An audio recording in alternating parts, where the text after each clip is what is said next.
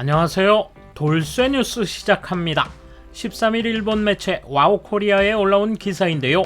제목은 일본의 미쓰이 미쓰비시 서방 철수한 러시아 가스관 사업 잔류 한국 보도입니다.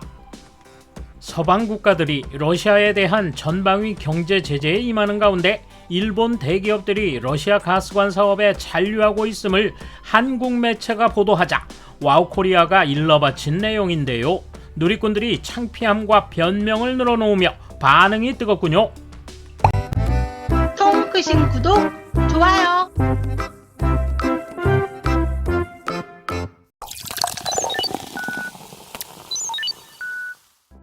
우크라이나를 전면 침공한 러시아에 대한 서방 동맹국들의 전방위적 경제 제재 수위가 높아지고 있는 가운데 일본 기업들이 서방 국가들이 손을 뗀 러시아 가스 개발 사업에 참여할 것이라는 보도가 나왔다. 러시아 타스 통신은 니혼 게이자이 신문을 인용해 러시아 극동 사할린 지역에서 진행 중인 액화 천연가스 개발 사업 주요 대주주인 일본 기업 미쓰이 물산과 미쓰비시 상사가 서방 제재에도 불구하고 사업을 계속한다고 보도했다. 해당 사할린2 사업은 러시아 국영 에너지 기업 가스프롬이 50%보다 일주 많은 주식을 보유하고 있으며 미쓰이 물산은 12.5%, 미쓰비시 상사는 10%의 지분을 갖고 있다. 이에 앞서 쉘은 프로젝트 참여를 중단하기로 결정한 바 있다. 니혼 게이자이 신문이 입수한 문서에 따르면 두 일본 기업은 일본 기업이 사할린2 사업에서 철수하면 일본 측에 큰 피해를 주고 러시아와 중국에만 이익을 줄 것이라고 분석했다. 익명으로 인터뷰한 두 기업 에너지 부문 임원은 사할린2에 대한 일본의 이해관계 입장은 구미 동맹국과 크게 다르다고 강조했다. 서방의 제재 강화에도 불구하고 러시아의 에너지 사업에 대한 투자를 계속하겠다는 의지를 보인 것이다. 전문가 댓글: 유럽 국제관계연구자 저널리스트. 매우 어려운 문제로 단기 장기의 리스크와 이익의 가능성을 생각할 필요가 있다. 일본은 지금 두 독재 대국 러시아와 중국의 이웃이라는 매우 어려운 처지에 있다. 전쟁 전과 냉전기와도 다른 사상 초유의 어려움이다. 유럽에는 러시아밖에 적이 없다. 만약 최대의 잠재적 리스크가 중국이라고 생각한다면 지금 러시아와 문제를 일으키지 않는 것은 나쁘다고만 할 수 없을지도 모른다. 그러나 일본 정부는 유럽과 보조를 맞추고 있다. 일본 유사시 서구의 원조를 얻기 위해서일 것이다. 이른바 1922연이지만 가장 걱정스러운 것은 푸틴이 그렇게 만만한 남자가 아니라는 점이다. 북방 영토의 뉴스에서도 알 수 있다. 영국, 프랑스는 1922연을 했더라도 외교술이 뛰어나고 여차하면 자국군을 파견해서라도 자국의 에너지 이권을 지키겠다는 숨은 결의랄까 시스템 같은 것이 있다고 느껴진다.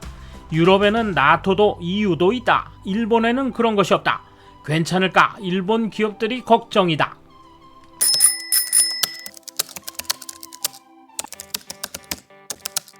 기업 투자를 회수해야 하니까 철수할 수 없다는 건 당연하다. 그러나 국가로서 그것을 어떻게 판단할지는 다른 차원.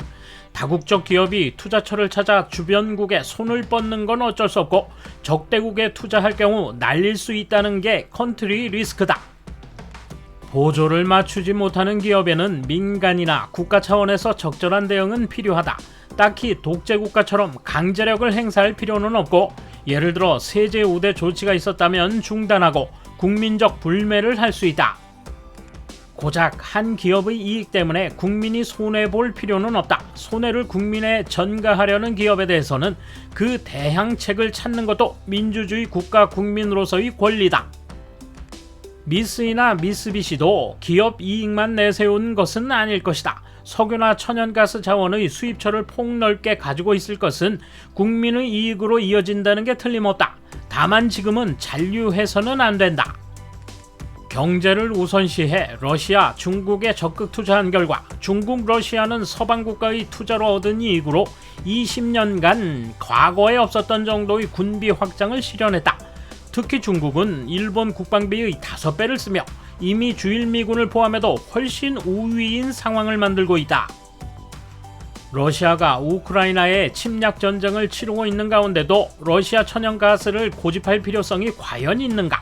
앞으로 천연가스를 수입하는 건 이 또한 러시아를 이롭게 하는 것 아닌가?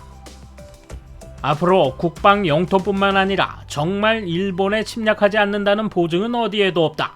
그때는 당연히 중국과 러시아가 함께 올 것이다. 지금이야말로 일본의 에너지 정책을 재검토하고 식량 문제를 포함해 진심으로 안전 보장을 검토할 때다.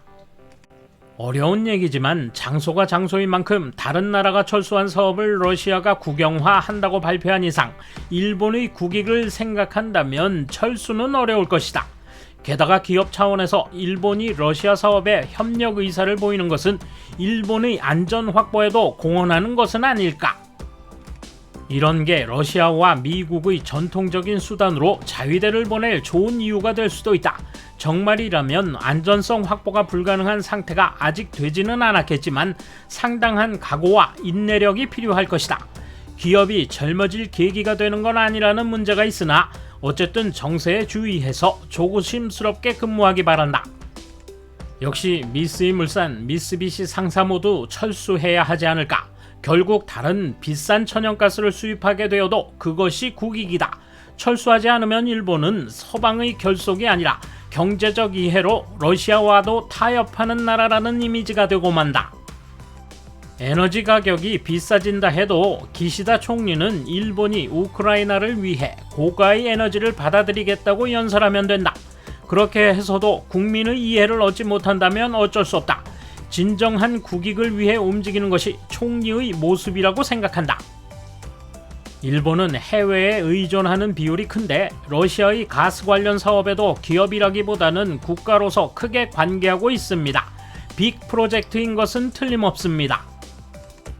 여기서 철수하는 것도 하나의 방법이겠지만 향후 러시아와 우크라이나의 싸움이 수습된 후에 사업을 계속할 수 있다면 일본의 메리트가 될 것이므로 러시아에 잔류하는 것도 납득할 수 있습니다. 다만 잔류함으로써 러시아가 일본 기업에 대해 어떻게 반응하느냐에 따라 잔류한 인력들의 운명이 결정되는 것은 당연하다고 생각합니다.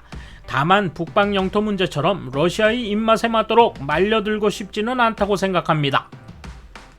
잘못 알고 있는 사람들이 많은데 사할린2로부터의 철수는 러시아에 대한 경제 제재가 되지 않는다. 반대로 러시아를 이롭게 할 뿐이다. 때문에 안이하게 철수해서는 안 된다. 원래 사할린2는 이미 생산이 시작돼 투자를 마치고 회수 단계에 들어갔다. 일본 기업이 철수해도 러시아는 곤란하지 않다. 오히려 러시아는 일본의 목까지 이익이 늘어난다.